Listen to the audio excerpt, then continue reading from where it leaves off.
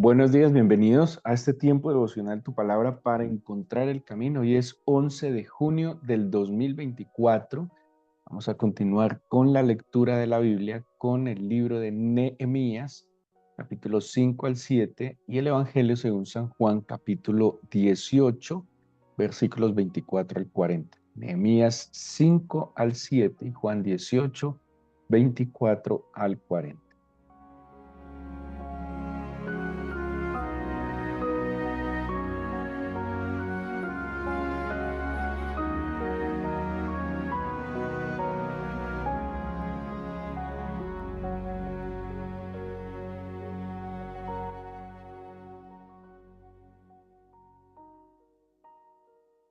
Les relato que venimos en nuestra lectura devocional desde el libro de Esdras, ahora con el libro de Nehemías, es la, la vida que tuvieron los judíos después del exilio en Babilonia. De hecho, em, desde esta época es que se va a acuñar más el término o el gentilicio judío, refiriéndose a los descendientes de Jacob. ¿Sí? Ya no se va a limitar solo a los israelitas, como les decían en algún momento, sino sobre todo al término judío, puesto que la tribu principal que sobrevive a todas las circunstancias que vivieron después de la división del reino, después del ataque de los asirios, de los babilonios, van a ser la tribu de Judá. Y allí entonces que se va a acuñar este gentilicio judío.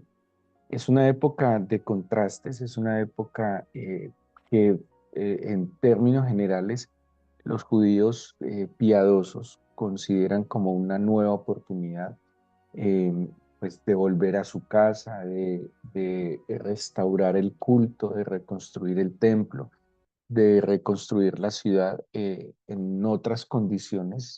Siguen siendo un pueblo tributario de los persas, pero con alguna libertad, sobre todo para el culto, que va a ser lo más importante. Esto se va a conservar hasta la época de los griegos.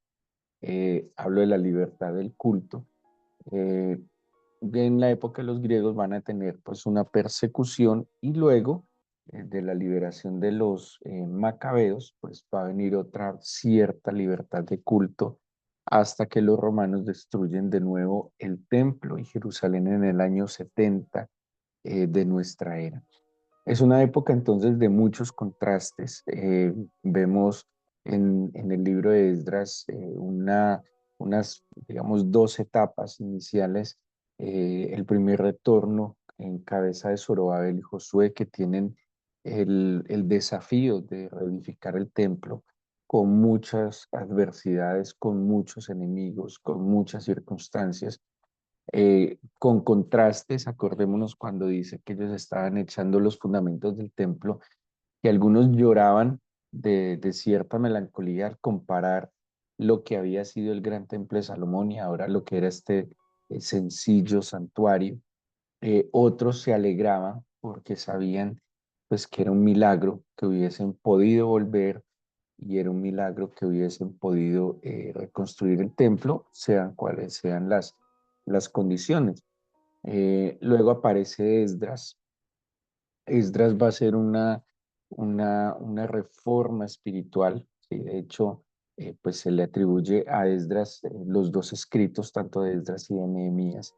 Y a Esdras se le atribuye ser como, digámoslo de alguna manera, el gran fundador del judaísmo como religión, quien organiza los escritos que existían, quien restaura el culto en el templo. Y hay algo muy importante que nos dice el mismo libro de Esdras, la disposición que tuvo Esdras de escudriñar, de investigar, de volver a la escritura, pero sobre todo de aplicarla a su propia vida, a su corazón y enseñar. Esdras, además de sacerdote, fue un gran maestro de la escritura y fue lo que en verdad ayudó a que el pueblo volviera su corazón al Señor. Y tenemos a Nehemías, eh, que es como quien va a complementar esta labor de Esdras. En la primera etapa, en el primer regreso, estaban Josué y Zorobabel, Zorobabel como gobernante. De hecho, Zorobabel es descendiente de David, ¿sí? Está dentro del linaje de David, y Josué de los sumos sacerdotes. Ya más adelante va a ser Esdras como sacerdote y Nehemías como gobernador, ¿sí? Nehemías ya no se especifica que fuera del linaje de Judá o de David, pero era un hombre, digámoslo así, un estadista, un hombre de Estado que viene a gobernar. Y quisiera resaltar algo en Nehemías, porque en Nehemías viene a Jerusalén. Nehemías trabaja en la reconstrucción de la muralla, en la restauración de la ciudad como tal. Era muy importante después estos dos libros son, digámoslo de alguna manera, muy estratégicos. Son libros que si uno estudia, analiza, va a encontrar desde la vida espiritual estrategias para su propia vida. Estamos hablando de cómo restaurar una ciudad caída, cómo restaurar una vida tal vez arruinada, una vida conflictiva. Y estos dos libros nos muestran una forma muy particular de restauración. Primero, pues el culto, ¿sí? Y dentro del culto restauran algo primero y es la alabanza. Pues que ellos lo primero que restauran es el altar, ¿sí? Donde estaban las ofrendas, donde estaba lo que hoy representaría para nosotros ese sacrificio de alabanza. Luego, cuando restauran ya completamente el culto, ellos empiezan a trabajar en digámoslo, en sus zonas débiles, en las partes a través de las cuales el enemigo podría venir a atacarlos. Entonces, a fortalecer sus debilidades. Y de esa manera también empiezan a trabajar en familias, como va a decir Nehemías, con una mano estaban edificando y con la otra tenían la espada, atentos a las amenazas, ¿sí? Entonces, por un lado se estaban fortaleciendo, pero no eh, eran simples, sino muy atentos a los peligros que pudieran venir. Bueno, es un libro de analizar, o libros más bien de analizar. Hay unos escritos muy interesantes de liderazgo sobre la vida tanto de Nehemías como de Esdras. Pero hay algo muy particular en Nehemías y es que como Nehemías volvió a Persia, o sea, él viene a Jerusalén, trabaja en la restauración del muro, levantan el muro. eh, También hay cosas muy similares entre el libro de Esdras y Nehemías respecto, por ejemplo, a los enemigos, en cómo, eso también es de analizarlo, cómo el enemigo presenta oposición, ¿sí? Hay unas características de cómo el enemigo primero empieza de manera más sutil, digámoslo, más engañosa, y llega un momento en que el enemigo va de frente a pretender destruir o pretende limitar o detener la obra que se está haciendo para el Señor. Lastimosamente, en el caso de Esdras, en el libro de Esdras, cuando están construyendo Zorobabel y Josué, logran detener la obra, luego por el favor del Señor se reactiva. Entonces, eso también es muy interesante analizarlo, cómo es la estrategia del enemigo para detener la obra del Señor. Pero entonces Nehemías, después de que edifica el templo, viaja a Jerusalén y cuando vuelve, eh, a, eh, viaja de Jerusalén a Babilonia, o pues que ya está bajo el imperio persa, y cuando vuelve a Jerusalén va a encontrar ciertas situaciones eh, pues que él tiene que atender, ¿sí? Entonces, dentro de ellas, en el capítulo 5 que es la lectura que nos compete, Esdras va a retomar un concepto que de alguna manera pareciera que el pueblo de Israel dejó a un lado. El Señor en el libro de Levítico, esto lo hemos mencionado mucho, había establecido pues unas leyes que aparentemente se hablan como leyes espirituales, ¿sí? Pero las leyes del Levítico no son solo leyes espirituales, son leyes en todos sentidos, casi digamos, es una constitución política, porque tiene, claro, cosas respecto al culto, pero tiene que ver mucho también con la vida entre el pueblo, en normas de justicia, de equidad. de trato con los semejantes. Y una de las cosas que va a retomar Nehemías, que es un tema que va a tener en cuenta, por ejemplo, Isaías en sus profecías mesiánicas, que es un tema que va a tomar el Señor Jesús en el capítulo 4 de Lucas, tiene que ver con el año de reposo y el año del jubileo. Siendo el año del jubileo, pareciera por la historia de Israel que ni el año de reposo ni el año de jubileo se cumplió. ¿Qué era el año de reposo? El año de reposo era que el séptimo año, cada 7 años, no se debía trabajar la tierra, sino que se debía descansar, ¿sí? Y el año del jubileo era que cada 50 años, o sea, cada 7 periodos de estos 7 años, se restituía, se devolvían todas las cosas que se habían empeñado, perdido por deudas, se perdonaban todas las deudas, se dejaba en libertad a los cautivos. Era el año de la buena esperanza, como lo describe la misma Biblia.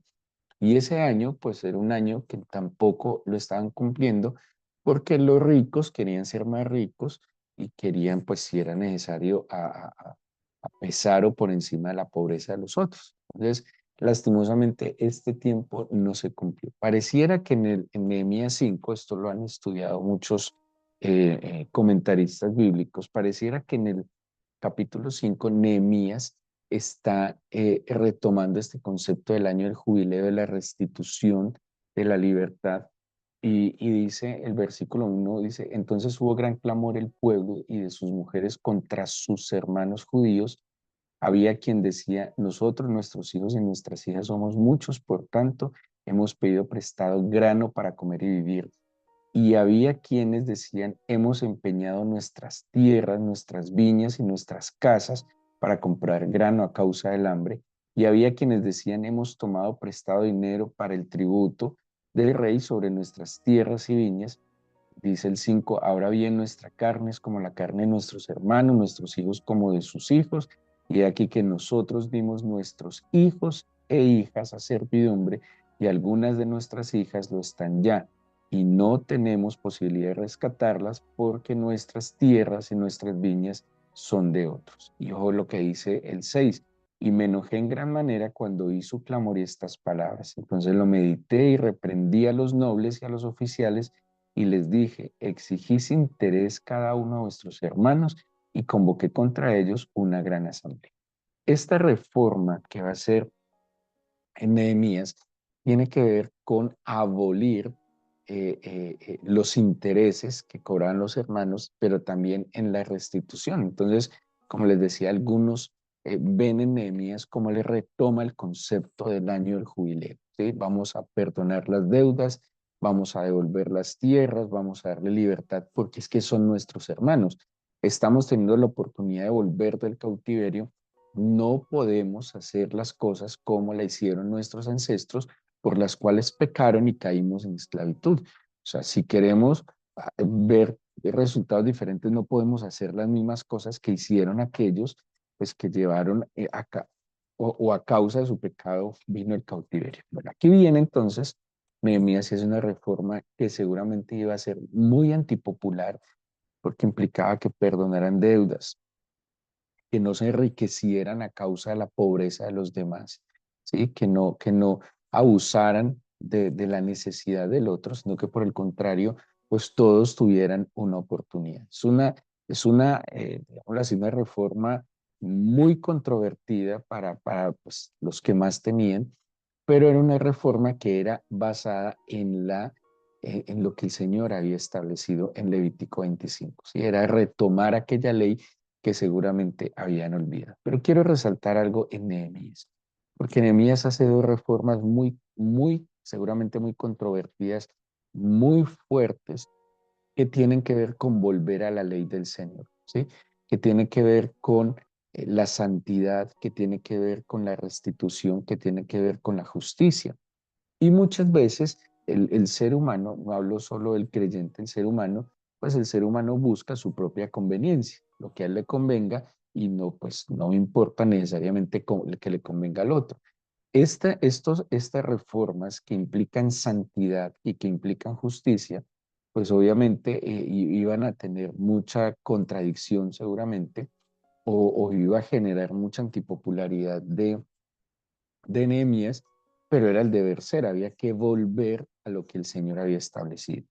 Pero quiero resaltar porque estas reformas están tanto en el capítulo 5, la que tiene que ver con el dinero, y en el capítulo 13, la que tiene que ver con, bueno, son varias reformas las que nos dice el capítulo 13. Dentro de las cosas que venía componiendo Nehemías estaba de los matrimonios mixtos, que era un problema que se les había presentado, una advertencia que el Señor les había hecho de que pues, no se mezclaran porque lo que le había pasado a Salomón iban a terminar adorando los dioses de estas mujeres. Pero quiero resaltar en algo rápidamente. En el capítulo 5, en el versículo 11, eh, va a decir Nehemías, en el capítulo 19, perdón, dice, acuérdate de mí para bien, Dios mío, y de todo lo que hice por este pueblo. Pónganle mucho cuidado. Nehemías está pidiéndole al Señor, acuérdate de mí para bien y de todo lo que hice por este pueblo. Luego en el capítulo 6, en el versículo 14, va a decir Nehemías de nuevo, acuérdate, Dios mío, de Tobías, de Sanballat, conforme a estas cosas que hicieron también. Acuérdate de Noadías, profetiza, y de los otros profetas que procuraban infundirme miedo. Algo así como, acuérdate, Señor, de mí mismo, de lo que yo he hecho, de que he tratado de obrar en consecuencia a tu palabra, de que he tratado de obedecerte, de que he tratado de agradecer, de ser grato delante de ti, pero también aquí le está diciendo, acuérdese de lo que otros están haciendo mal, ¿sí? Acuérdese de lo que otros están haciendo en contra, pues, de ti. Dice en el capítulo 13 de Nehemías, en el versículo 14, va a decir de la siguiente manera, eh, Nehemías 13, perdón, versículo 14, dice, acuérdate de mí, oh Dios, en orden a esto, y no borres mis misericordias que hice en la casa de mi Dios y en su servicio. Y de nuevo aparece Nehemías pidiéndole al Señor, acuérdate de mí, Señor, no borres mis misericordias. Ten en cuenta cómo yo actué y acuérdate de esto. En el versículo 22 va a decir de nuevo, dije a los levitas que se purificasen y viniesen a guardar las puertas para santificar el día de reposo. También por esto acuérdate de mí, Dios mío, y perdóname según la grandeza de tu misericordia.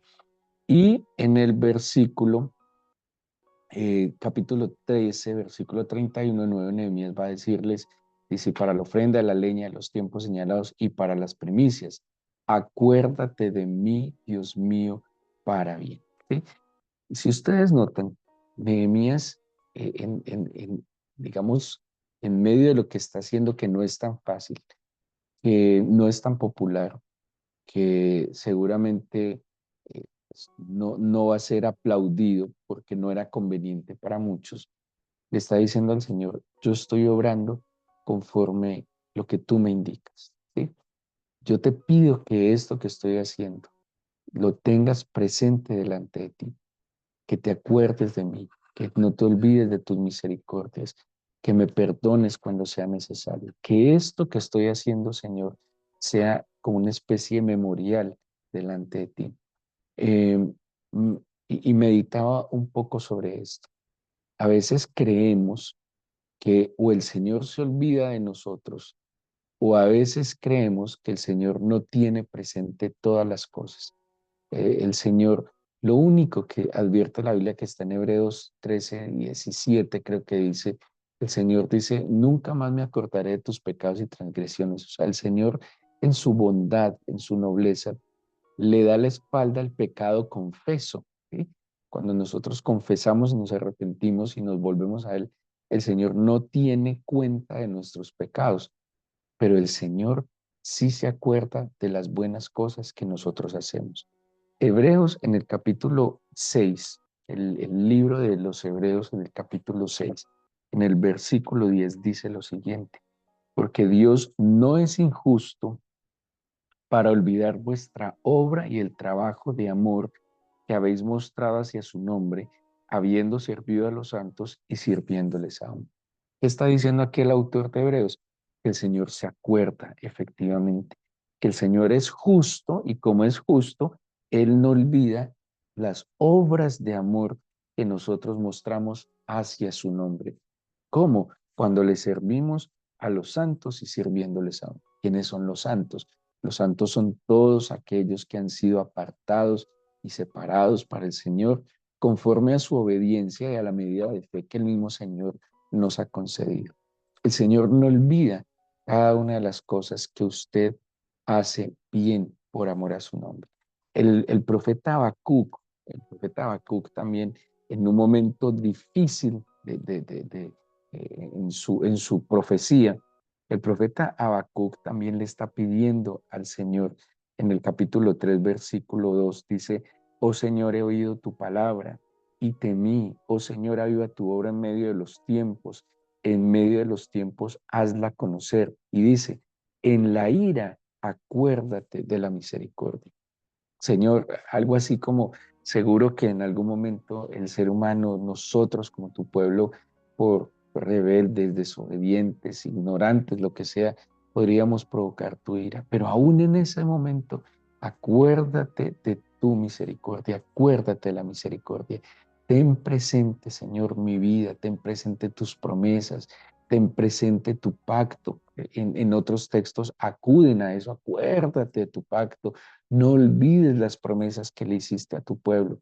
Acuérdate, Señor, no te olvides de mí. Eh, Qué importante que el Señor no se olvide de nosotros.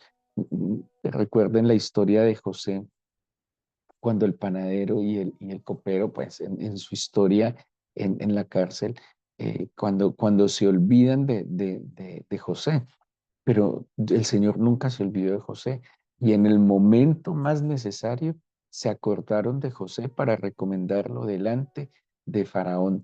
Daniel aparentemente fue marginado bajo el gobierno de Belsasar, pero el Señor sí tenía presente a Daniel.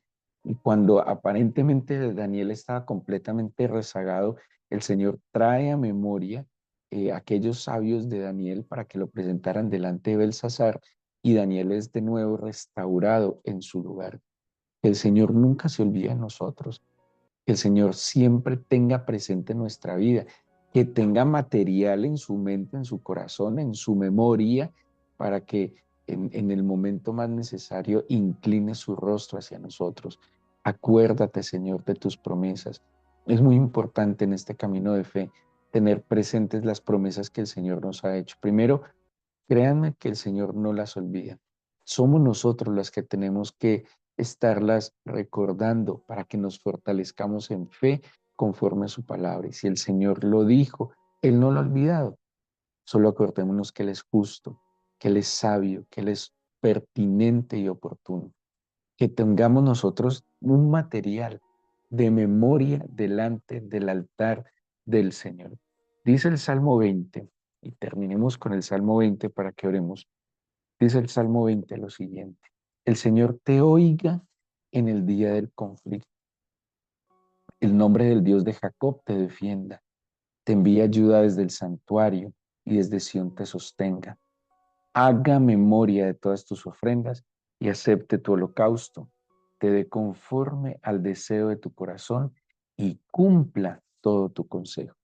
Y esto redunda en un asunto, en que el Señor haga memoria de lo que nosotros ofrecemos delante de Él.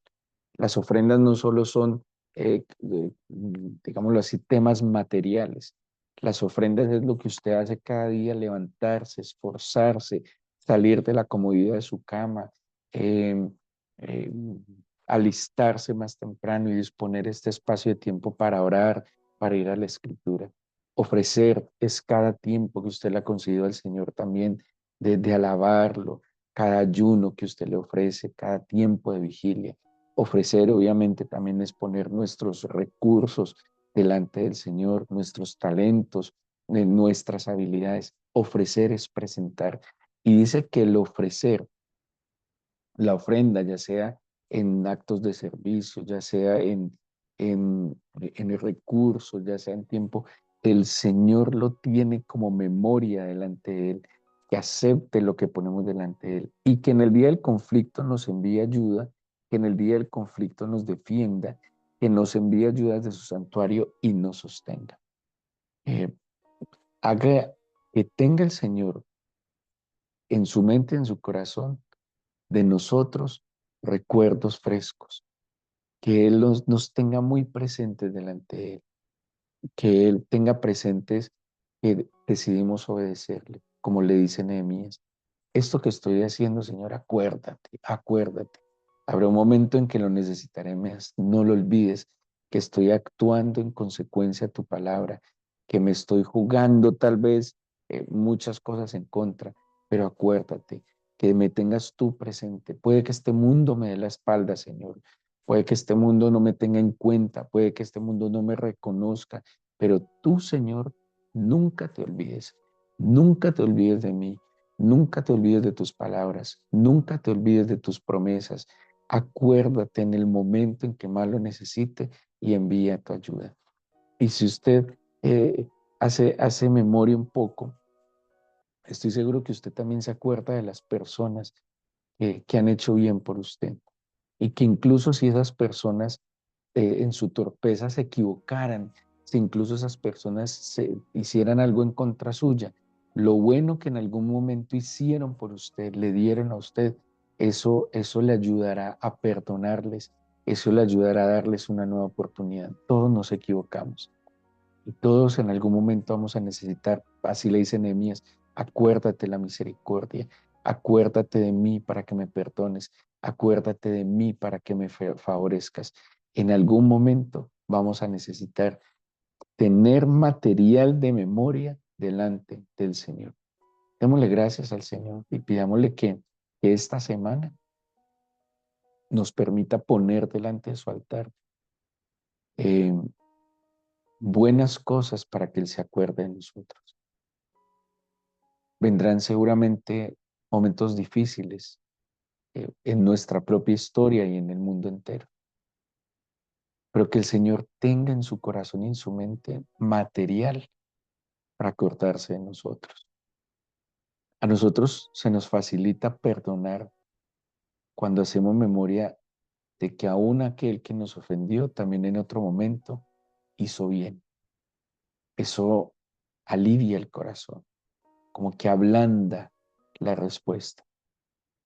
Nosotros también hemos de ablandar la respuesta al Señor, de que, de que a pesar de que a veces le damos la espalda, hubo otros momentos en que actuamos con lucidez, con sensatez y sabiduría, y que actuamos buscando agradarle. Hoy te pido, Señor, yo no sé cuál sea la situación que usted esté pasando, pero tal vez hoy sea un buen momento para que el Señor haga memoria y se acuerde de nosotros y envíe ayuda desde su santuario y nos oiga en el día del conflicto y nos defienda, Señor, de cualquier causa. Y seas tú también desde Sión sosteniéndonos, sosteniéndonos. Haz memoria, Señor, hoy. Acepta nuestro holocausto. Y como dice el Salmo 20, danos conforme al deseo de nuestro corazón y cumple nuestro consejo, Señor. Acuérdate hoy de mi obediencia. Acuérdate hoy cuando actué decidido para agradarte. Acuérdate hoy de cuántas cosas me negué por amor a ti.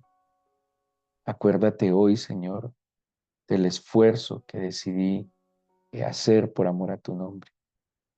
Y que sea, si así lo consideras pertinente, mi Señor, el momento oportuno para que envíes ayuda entonces desde tu santuario y nos dejes ver una vez más tu misericordia. Yo bendigo tu nombre, Señor. Yo bendigo tu palabra. Yo bendigo, Señor, este día, esta semana que comenzamos, esta semana laboral, académica, y te pido que tu favor y tu misericordia nos acompañe siempre. Te bendecimos por escuchar nuestra oración. En el nombre de Jesús. Amén.